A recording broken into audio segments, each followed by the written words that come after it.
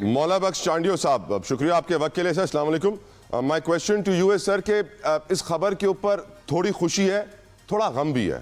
خوشی اس بات کی احتساب، اکاؤنٹیبلٹی کا پروسیس خاص طور پہ پاک فوج میں، اور تھوڑا غم اس بات کا کہ اہم ترین عہدوں پہ فائز رہنے والے لوگ بھی اس طرح کے جرم کر رہے ہیں، مرتکب پا رہے ہیں اس کے، اور وہ سزائیں بھی مل رہی ہیں ان کو. آپ کا اوپینین مولا بخش چانڈیو صاحب؟ وہ تحقیقات کریں، معاملات کریں، لیکن بات یہ ہے کہ صرف تحقیقات کے بغیر پڑا رہے کوئی افسر ہو یا پبلک آدمی، وہ انصاف کے منافی ہے.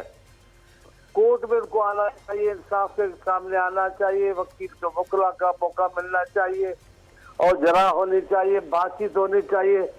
یہ حجت ختم کرنی چاہیے پبلک کے، عوام کی، آدمی کی یا سرکاری ملازم کی، کہ مجھے انصاف نہیں ملا، میرے ساتھ زیادتی کی گئی، میرے ساتھ تعصب برتا گیا. انصاف کو انصاف ہی ہونا چاہیے. اب آپ دیکھ لیں جن ملکوں میں، بڑا اچھی کل میں سن رہا تھا چرچل کی بات میں سن رہا تھا کہ وہ ریڈیو ٹی وی پہ چل رہی تھی کہ انہوں نے جنگ عظیم کے درمیان پوچھا کسی سے، آدمی سے، سپاہ افسر سے، ہم جنگ جیتیں گے ہاریں گے؟ انہوں نے کہا ہماری عدالت انصاف دے رہی ہے. تو کہاں دے رہی ہیں؟ کہا دے رہی ہیں تو ہم جنگ جیتیں گے. دیکھیں نا، اب کہاں جنگ، کہاں کورٹ کا فیصلہ. لیکن پھر حضرت علی کی بات یاد آ رہی ہے، سبحان اللہ، کہ پورا نظام کھڑا ہے انصاف کے اوپر نا. پورا نظام کھڑا ہے. انصاف ہوگا تو ملک کے اور زندگی کے ہر شعبے میں آپ کو نظر آئے گا کہ انتظام کے ساتھ معاملات چل رہے ہیں. ورنہ بد انتظامی اتنی ہو جائے گی، شک و شبہات اتنے ہو جائیں گے، افراتفری اندر میں، جب اندر میں روح میں اندر میں افراتفری پھیلتی ہے نا، جی سر، تو پھر باہر پھیلتے دیر نہیں لگتی، باہر اس کے اثرات زیادہ ہوتے ہیں. تو ایک اور سوال چانڈیو صاحب آپ ہی سے. 15 ماہ لگے ہیں فیض حمید صاحب کو سزا سنانے میں.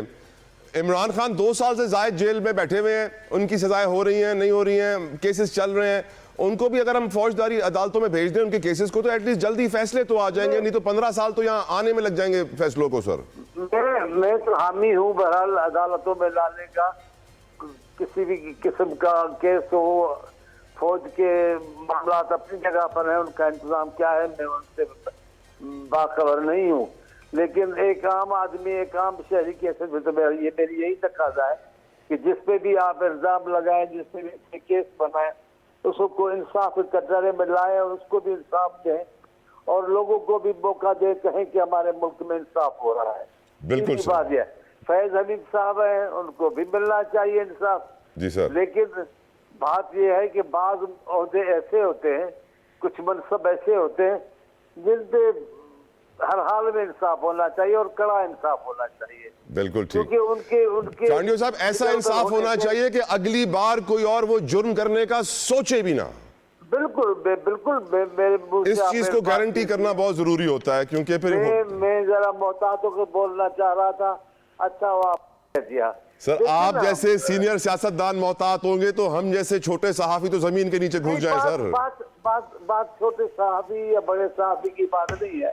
بات ذرا احتیاط کی ہے، بات ذرا لحاظ کی ہے، بات ذرا محبت اور مروت کی ہے. ٹھیک سر. کچھ لوگوں کے، کچھ عہدوں کے لیے، کچھ اداروں کے لیے پبلک کے لوگوں کو ذرا خیال کرنا پڑتا ہے. اب فیض حمید عہدے پہ نہیں ہے تو کیا فیض حمید نہیں ہے؟ فیض حمید ہے. فیض نے کئی لوگوں کو فیض پہنچایا ہے، جو فیض پا کر کے بھی وہ بھول چکے ان کو. اصل بات تو یہ ہے.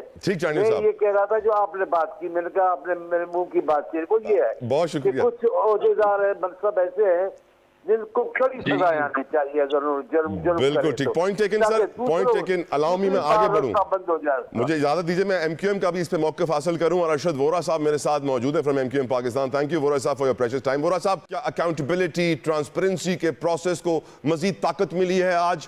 کیا آپ سمجھتے ہیں کہ 15 ماہ میں اگر فیض حمید صاحب کو یہاں فوجی عدالتوں میں سزا ہو گئی ہیں، سیویلین کورٹس میں 15 سال لگ جاتے ہیں سزائیں ملنے میں؟ یور اوپینین سر.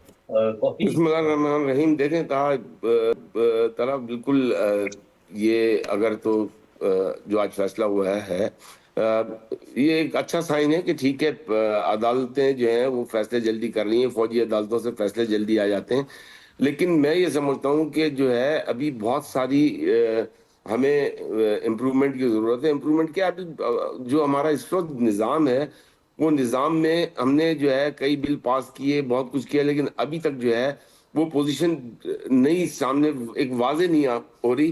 دیکھیں ہم نے 26 میں جو ہے کانسٹیٹیوشنل بینچ بنایا، آج ہم نے کانسٹیٹیوشنل کورٹ بنائی ہیں.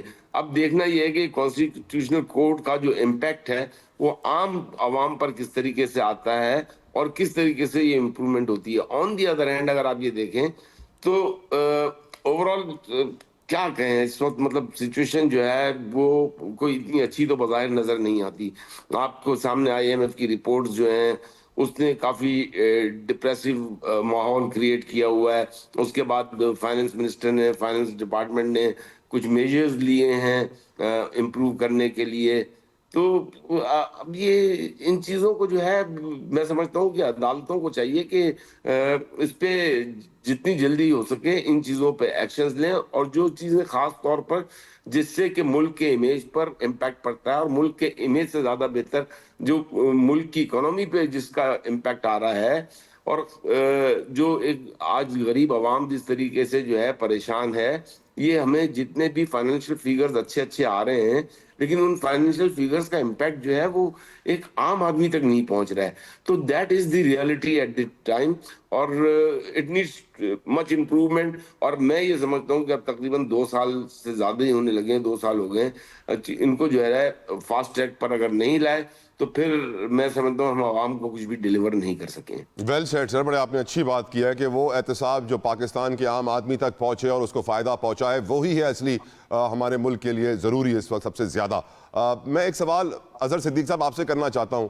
آپ نہیں سمجھتے کہ عمران خان کے کیسز کو بھی ملٹری کورٹس میں ٹرانسفر کر دینا چاہیے؟ ایٹ لیسٹ جلدی سزائیں تو ہوں گی، 15 سال انتظار نہیں کرنا پڑے گا آپ کو سزاؤں کے لیے. بہت شکریہ طلحہ صاحب. ہزاروں خواہشیں ایسی کہ ہر خواہش پہ دم نکلے، بہت نکلے، ارماں پر کم نکلے. دیکھیں میں آپ کے سامنے عمران خان صاحب تو اب تک 4-5 کیسوں میں سزائیں ہو چکی ہوئی ہیں. سائفر میں بڑا شور ڈالا تھا، کیا حال ہوا اس کا؟ عدت کا کیا حال ہوا؟ توشہ خانہ پورے 3.5 سال میں کرپشن صرف توشہ خانہ ہوئی اور کوئی نہیں ہوئی. مذاق کا نظام ہے نا سارا. اور جہاں تک یہ ہے کہ سیولین کا ٹرائل، سر میں تو حق میں نہیں ہوں فوجی عدالتوں کے اندر، معذرت کے ساتھ میں بالکل حق میں نہیں ہوں اس کانٹیکس کے حوالے سے.